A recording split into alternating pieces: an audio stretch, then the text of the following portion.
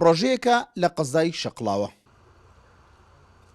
بە مەبەستی کەمکردنەوەی گرفتی نیشتە زێبوون بنیاتنراوە.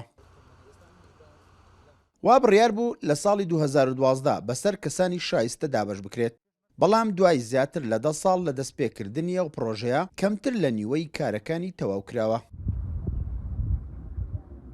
10 ساڵە بیتن ئەو خانێ ئیشێکەن و لێ پاران نەبوو پێ تەواوکەن 2 زاریان دەست پێ کردەوە پارە نمام ئۆتی حکوومەت هەتا خوار ڕحمێ کاتنی ئەگە پارە پێیا بوو ئینشاءالله ئەو خانیانە تەواوەکەن لۆ حالمەکە لۆ ئەوەی کە بێ خانبۆ بێ ئەوێ هەبێتە ناوێ هەر بینایەکی تقریبان بە 12 ماریە بیتن. دوابیانووی حکوومەت ئەو بووکەوە قەیرانی دارایی هەیە بۆیە پرۆژەکان ئەنجام نەدراون، بەڵام لە ڕاستیدا هەر نەک قەیرانی دارایی بەر لە قەیرانی دارایش پرۆژێکی وا نەکراوە کە شایانی باز بێ، هەندێک شت کراوە بەڵام ئەو شتانی کە پێویست بوون بۆ شارۆچکەی شەقڵاوە نەکراوە. بۆ نمونە چەندین پرۆژە کەوا بڕیاری لەسەر دراوە، وەکو ئەیبینین ئەوە یەکێک لەو پرۆژانی کەوە لە بەردەستمانایە، بەڵام تا ئێستا ئەوە چەند ساڵە نزیکی تقریبان 10 ساڵە بێ، بەڵام ئەم پرۆژێ تاو نەکراوە. پرۆژەی دروستکردنی 72 شقەی نیشتە زێبوون لە قەزای شەقڵاوە هاوشێوەی ژمارەیەک قەزای سنووری پارێزگای هەولێر تەواو نەکراون،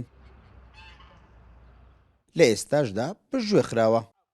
لایەنە پەیوەندیدارەکان و بەڵێندەرەکانی ئەو پرۆژانە ڕاگررتنی کارەکانیان بۆ دابینەکردنی تێچووی پرۆژەکە دەجێڕنەوە لەلایەن حکوومەتی هەرێم.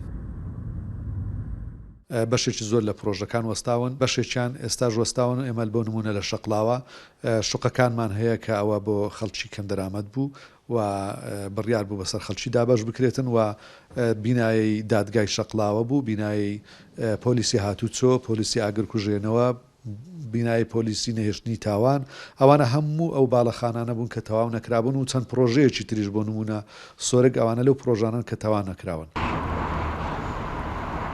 ئێستا بەهۆی بەرزبوونەوەی نرخی نەوت و باشبوونی باری دارایی حکوومەتی هەرێم هاوڵاتیان چاوەڕوانی هەنگاوەکانی حکوومەت دەکەن بۆ دەستپێکردنەوە و تەواوکردنی پرۆژە ڕاگیرا و تەواو نەکراوەکان، بە تایبەتی ئەو پرۆژانەی پەیوەستن بە ژیان و گوزەرانی ڕۆژانەی هاوڵاتیان.